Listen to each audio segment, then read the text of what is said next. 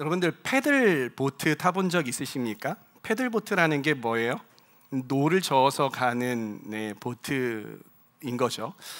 제가 처음 패들 보트를 탔던 때를 아직도 생생하게 기억을 합니다. 제가 호주에서 처음 탔어요. 호주의 넓은 그 강가에서 친구들과 함께 이렇게 패들 보트를 탔는데 어땠냐면요, 이 패들 보트를 처음 타라고 해가지고 딱 타봤어요. 근데 이게 유람선과는 다르게, 유람선은 선장이 운행하는 대로 이렇게 타서 그냥 앉아 있거나 서 있거나 와 이렇게 구경을 하게 되잖아요. 그런데 이 패들보트는 내가 노를 저어서, 내가 패들을 저어서 내가 가고자 하는 방향으로 움직일 수 있다라는 게 너무나도 설레더라고요.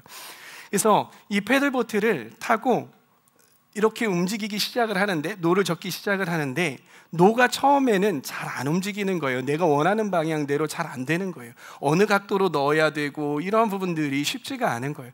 근데 시간이 지나서 조금씩 연습을 하다 보니까 이게 배가 점점 나가기 시작을 하는 거예요. 근데 점점 이게 빨리 저으니까 속도가 안 나죠. 속도가 나기 시작을 하니까 너무 짜릿하더라고요. 속도가 나니까 이 바람이 내 얼굴에 스쳐 지나가면서 너무 상쾌하고요. 이 배가, 보트가 이 물 위를 미끄러져 가는 것처럼 쓱 하면서 가는데 그게 너무나도 짜릿한 거예요. 그러니까 너무나도 짜릿하니까 더 열심히 젓게 되더라고요. 근데 문제는 그때부터였습니다. 속도에 제가 너무 취하다 보니까는요, 더 빨리 그리고 더 멀리 가는 것, 이것에 관심을 기울이게 되더라고요. 그러다 보니까는요, 저는 다른 거 생각하지 않고 이 패들질 하는 거, 이 노 젓는 거에 집중하고 있더라고요. 그래서 지금 내가 어디로 가는지 전혀 생각하지 않았습니다. 그런데 한참을 그렇게 달리다 보니까 제가 뭔가 문제가 생겼다라는 것을 발견하게 되었어요. 그게 뭐냐면요, 막 노를 젓다가 가다 보니까는요, 갑자기 큰 바위들이 보이고요, 물살이 굉장히 빨라지는 그런 위험한 곳에 제가 바로 앞에 와 있더라고요. 그래서 황급히 배를 돌려가지고 왔던 길로 다시 가게 되었어요. 그러면서 제가 느꼈던 것은 무엇이냐면요, 나는 정말 열심히 노는 저았지만 이 엉뚱한 방향으로 젓고 있었구나라는 그러한 생각을 하게 되었습니다. 그러면서 이 경험을 통해서 저는 인생의 한 가지 좋은 교훈을 깨닫게 되었어요. 그것이 무엇이냐면요, 열심히 가는 것보다 더 중요한 것이 있는데 그것은 바로 내가 어디로 가고 있는가를 아는 것이구나라는 것을 알게 되었습니다. 우리는 때때로 삶에서 그리고 사역에서 일상에서 열심히에만 정신이 팔려 있는 그런 때가 있잖아요. 그래서 정작 방향을 잃어버린 채 열심히 달리기만 하는, 열심히 뭔가 하기만 하는 그런 때, 여러분 그런 때 있지 않으십니까? 예수님께서는요, 자주자주 많은 무리에 휩싸이게 되었어요. 어느 날 이 많은 무리 중에 어떤 한 무리가 또 예수님한테 다가왔습니다. 이 사람들은 누구냐면요, 이 예루살렘으로부터 파견된 바로 바리새파 사람들과 그리고 서기관들이었다라는 것이죠. 그들은 예수님과 제자들의 행동을 유심히 관찰을 합니다. 여러분들, 이들이 왜 이 자리에 예수님께 왔겠습니까? 그것은 예수님을 뭔가 도와주고 또 그 기적을 경험하기 위함이 아니라 이 예수님과 제자들이 뭐 잘못하는 거 없나, 그렇게 감시하기 위해서 이 자리에 와 있었던 것이죠. 예수님과 그리고 제자들의 행동을 유심히 관찰하던 그 사람들이 갑자기 이렇게 외칩니다. 저 사람들 손도 안 씻고 음식을 먹습니다. 우리의 전통을 무시하고 있습니다. 바리새인들과 율법학자들이 이렇게 말했던 이유는요, 위생이 걱정되었기 때문이 아니었어요. 여러분, 이 당시에 손을 씻는 행위는 무엇이냐면요, 정결함을 지키기 위한 어떤 신앙의 행위로 오랜 기간 동안 관습처럼 지켜오던 그런 행위였던 것입니다. 여러분, 이것은요, 밥 먹기 전에, 음식을 먹기 전에 손을 씻어라라는 것은 하나님의 뜻이 아니었어요. 이것은 누구의 생각이었냐면 오랜 전에 이들의 조상들이 생각해냈고 지켜오던 그러한 관습이었던 것입니다. 그 말씀을 들은 예수님께서는요, 어떻게 반응하셨나요? 이렇게 반응을 하세요. 너희는 입으로는 하나님을 존경하지만 정작 너희의 마음은 하나님과 멀어졌다. 너희는 사람의 전통을 지키려고 하나님의 말씀을 저버렸다. 이렇게 말씀을 하시는 겁니다. 그러면서 예수님께서 이들의 또 하나의 관습을 들고 말씀을 하십니다. 그 관습이 무엇이었냐면 바로 고르반이라는 관습이었어요. 당시 이스라엘은 어떠한 체제였냐면요, 성전 중심 체제였어요. 그러니까 이 종교의 중심지였던 성전으로 모든 것들이 집중되어서 거기에서 힘을 발휘하게 만드는 그러한 체제였던 것이에요. 그러다 보니까 종교 지도자들은요, 많은 재정들과 또한 많은 역량들이 어디로 집중이 되게 했냐면 이 바로 성전에 집중이 되게 만들고 그 시스템들을 갖춰가고 있었던 것입니다. 그런데 문제가 생겼어요. 재정들과 많은 역량들을 이 성전으로 집중하게 해야 하는데 또 이 유대인들이 부모를 공경해야 한다라는 이 하나님의 말씀을 지키기 위해서 그 재정들을 또 부모를 공경하기 위한 재정으로 쓰잖아요. 근데 성전에서는 종교 지도자들은 자꾸 재정들을 성전으로 가지고 와라라고 이야기를 하고, 이 하나님의 말씀과 또 이 종교적인 어떠한 이 형식과 율법들이 부딪히기 시작을 하는 거예요. 그러니까 사람들이 이 종교 지도자들에게 이야기를 했겠죠.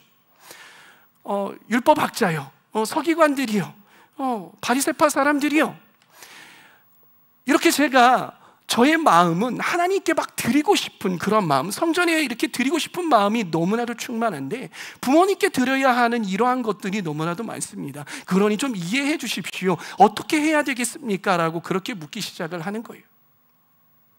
이것에 대해서 많이 고민하던 이 종교 지도자들은 어떠한 제도를 마련하게 되냐면 바로 이 고르반이라는 제도를 마련하게 돼요.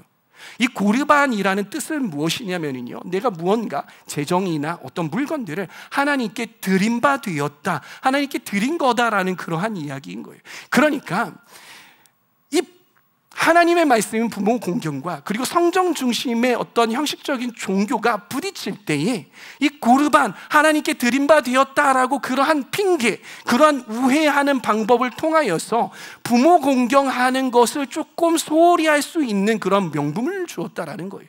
그러면서 이 성전 중심의 신앙을 더욱더 강조하기 위한 수단으로 썼다라는 것이에요. 그러니까 여러분들 생각을 해보세요. 부모를 내가 봉양하는데 부모에게 막 이렇게 재정들을 줘야 돼요. 부모들에게 재정들을 써야 돼요.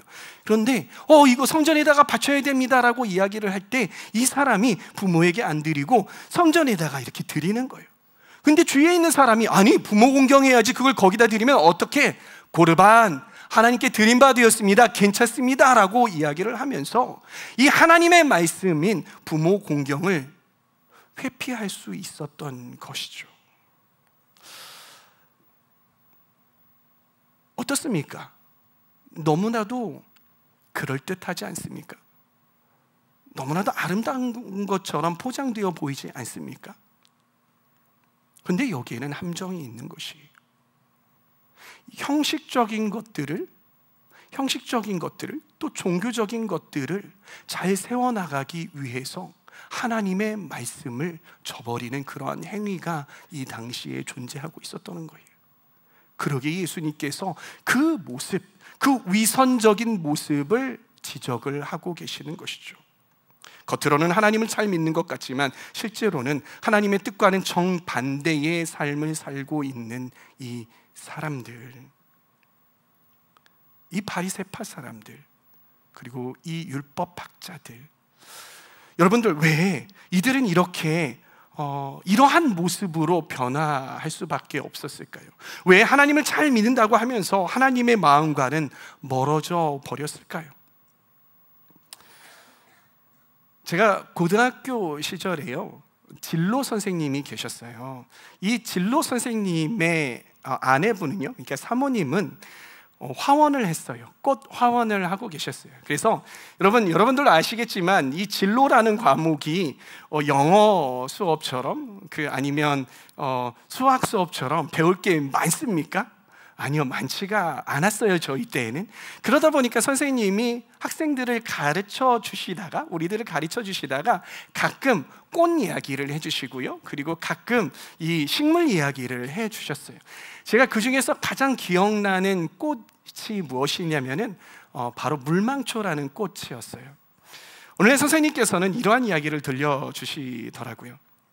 옛날 한 남자가 강가에 있었는데, 자기 연인하고 강가에 있었는데, 이 연인에게 이 강물이 막 이렇게 흐르고 있는 그 옆에 꽃이 있었어. 그 꽃을 따다가 이렇게 주려고 하다가 그 물살에 휘말리고 말았대요.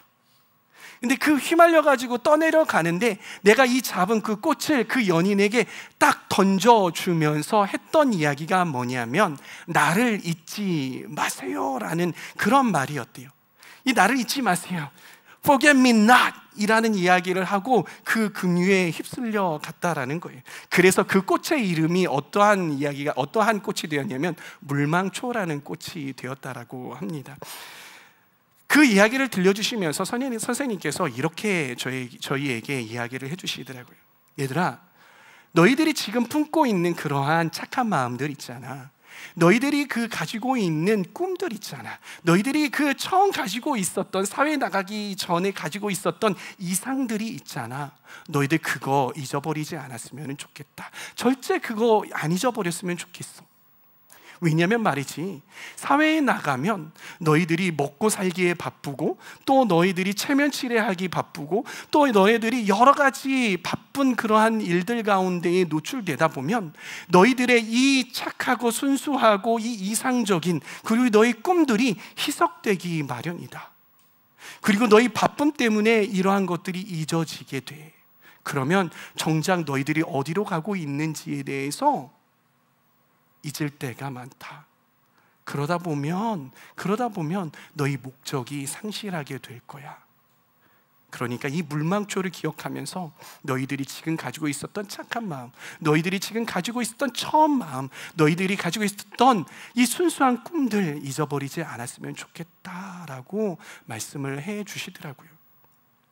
그 당시에는 정말 그럴까? 나는 이 첫 마음 절대 잊어버리지 않을 수 있어. 나는 정말 이 꿈들을 잊어버리지 않을 수 있어 라는 그러한 생각을 했어요. 그런데요, 삶을 살다 보니까는요, 정말 그렇지 않더라고요. 바쁜 삶 속에, 또 결혼하고 육아와 어떠한 그런 일들 속에, 그리고 사회의 어떤 체면치레 속에, 또 사회 가운데 요구되어지는 많은 것들 가운데에 노출되다 보니까는요, 그 당시에 품었던 아주 숭고하고 아름답고 순수했던 그러한 마음들이 금방 어느샌가 잊어져 버리더라고요. 살면서 타협하게 되고 그 마음들은 점점 치열한 현실 속에 묻혀지게 되더라고요. 그러다 보니까는요, 삶 속에서 진정성은 사라지고 열심만 남게 되는, 그런데 내가 열심히 사는데 마음은 공허하게 되는 그러한 상황 속에 빠져들게 되더라고요. 여러분, 신앙도 마찬가지입니다. 여기 계신 모든 분들도 처음 하나님 만났을 때 어떠하셨습니까? 주님 한 분만이면 저는 충분합니다. 주님과 함께 살고 또 주님과 함께 죽기도 하겠습니다. 주님이면 충분합니다. 주님만 사랑하겠습니다라는 그러한 고백으로 여러분들의 신앙을 시작을 해왔잖아요. 그런데 신앙의 연수가 쌓일수록 하나님을 사랑했던 그 순수한 마음 위에 어느새 켜켜이 쌓인 이 켜켜이 쌓여져 가는 이 부수적인 것들이 많아지게 된다라는 것을 알 수 있게 되는 것이죠. 그리고 형식이 어느샌가 중심을 대신하게 되고, 그 형식을 지키기 위해 열심을 내고 있는 우리의 모습을 발견하게 되더라는 것입니다. 그러다 보면 착각을 하게 됩니다. 이렇게 주객이 전도가 되면은요, 착각을 하게 돼요. 어떻게 착각을 하게 되냐면, 형식을 위한 열심이 하나님을 위한 열심인 것 같은 그러한 생각이 들게 된다는 것입니다. 하지만 그 끝은 어떻습니까? 그 끝은요, 감사와 기쁨이 아니라 공허와 허탈감이 남게 된다는 것이에요. 이렇게 형식이 신앙을 해칠 수 있는 그러한 우리의 신앙의 모습들로 변화되고 또 변질될 수 있다는 사실. 여러분, 바리새파 사람들과 그리고 율법학자들, 이 서기관들이 그러했던 모습이었던 것 같아요. 여러분, 바리새파 사람들과 율법학자들 처음부터 이렇게 타락하지는 않았어요. 이들은요, 정말 이 이스라엘 안에서도 누구보다도 하나님을 사랑한다라고 자부할 수 있었던 그러한 사람들이었죠. 처음에는 하나님을 너무나도 사랑하는 마음이 있었지만은요, 종교적인 형식을 하나씩 겹겹이 쌓다 보니까는요, 어느새 하나님 말씀보다도 더욱더 율법을 사랑하게 되는, 또 율법을 더 중요하게 생각하게 되는 그러한 모습을 갖게 되었다는 겁니다. 그래서 종교적 형식을 내려놓으려면 자신의 정체성이 다 무너지는 것 같은 그러한 두려움이 느낄 정도로 형식적인 종교인, 껍데기 같은 그러한 사람들, 위선자들, 그러한 사람들이 되어버렸다라는 거예요. 이런 이들을 향하여서 예수님께서 뭐라고 말씀하십니까? 이런 회칠한 무덤 같은 이라고 말씀하세요. 회칠한 무덤이 뭐예요? 무덤은요, 그 당시에 구덩이를 파요. 거기다가 시체를 집어넣고요, 돌로 막 쌌습니다. 그리고 그 위에다가 흙을 덮어요.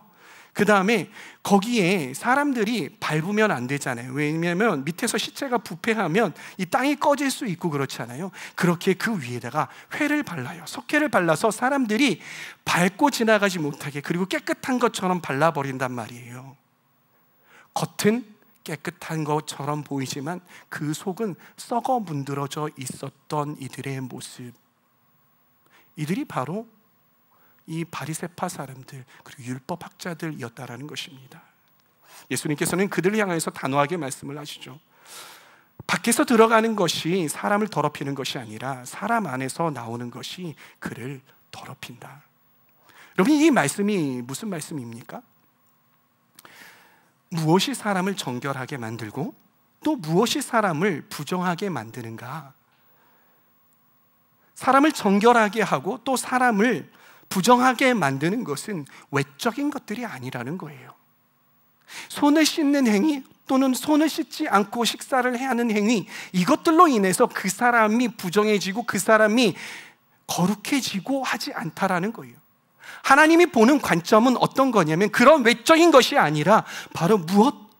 그 사람 마음의 중심. 사람에게서 나오는 것, 그것은 다 우리 마음에서 나오는 거잖아요. 그것이 부정함을 결정을 하고 그것이 거룩함을 결정한다라고 오늘 예수님께서 말씀하고 계시죠.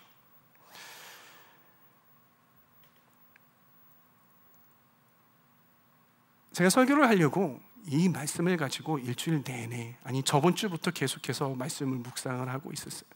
특히 월요일 날 제가 운전을 하고 청주까지 내려가서 처갓집에 갔다 왔는데, 그때 하나님께서 저를 붙잡으시면서 물어보시더라고요. 경호야, 너는 어떤 것 같니? 너는 어떤 것 같니?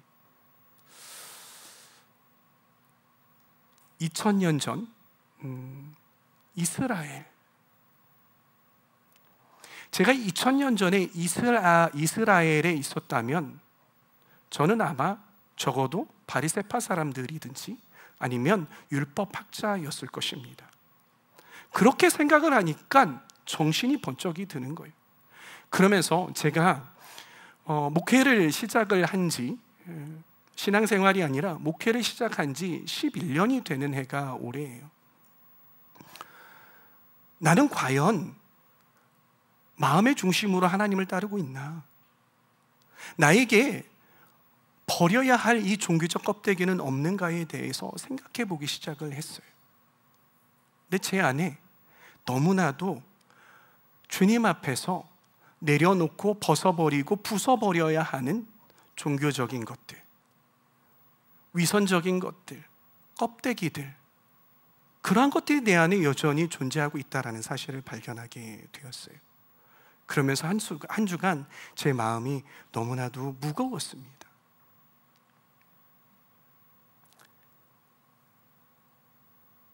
사랑하는 청년 여러분, 여러분들은 어떠하십니까? 여러분들은 어떠하십니까? 여러분 함께 생각해 보지 않으시겠습니까? 지금 나는 왜 이 공부를 하고 있나? 나는 왜 이 직장에 가 있나? 나는 왜 이렇게 교회에서 섬기고 있나? 그 중심에, 내 마음의 중심에 무엇이 있는지 한번 돌아봐 보시지 않겠습니까? 나는 삶을 살아갈 때에 하나님을 의식하면서 살아가는가? 아니면 나를 의식하고 사람들을 의식하고 살아가는가? 한번 돌아봐 보시지 않겠습니까? 나는 내 마음속에 하나님 중심, 그것을 위해서, 하나님 중심의 신앙을 지키기 위해서 열심을 내고 있는지, 아니면 내가 종교적으로 뭔가 해야 한다라는 그런 당위성을 채워나가기 위해서 열심을 내고 있는지 한번 돌아봐 보시지 않으시겠습니까?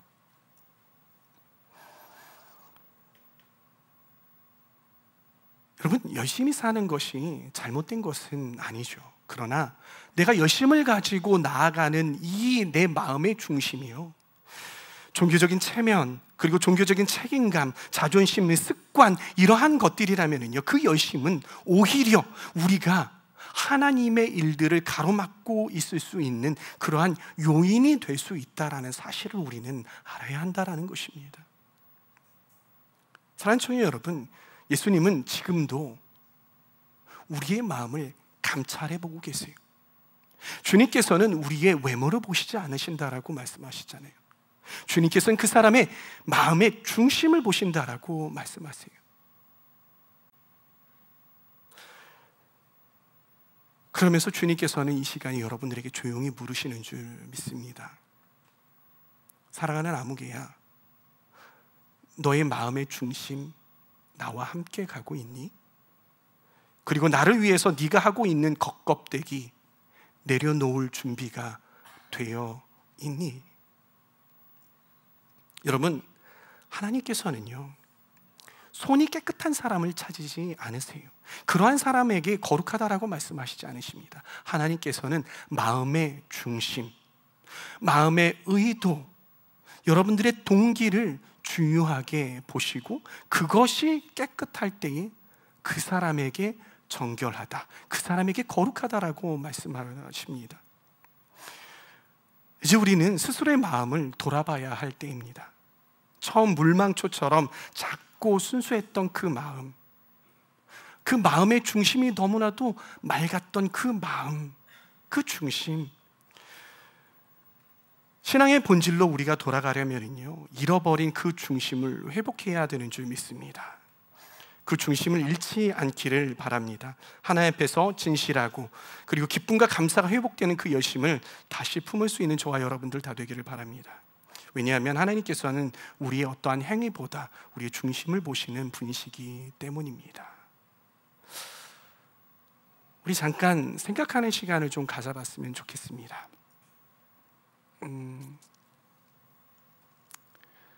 제가 여러분들에게 던졌던 그 질문들 다시 한번 돌아보시면서 나는 종교적인 껍데기를 위해서 살아가고 있는지, 아니면 드럼 필요 없습니다. 네, 드럼 필요 없습니다. 잠깐 반주만 잠깐 해주시고요. 그런 것들을 중심으로 살아가고 있는지, 아니면 정말 마음의 중심으로 주님을 찬양하며 예배하며 섬기며 또 일하며 나아가고 있는지 한번 잠깐 눈을 감고 돌아봤으면 좋겠습니다. 다 같이 눈 감고 한번 마음의 중심을 돌아봐 보시지 않겠습니까?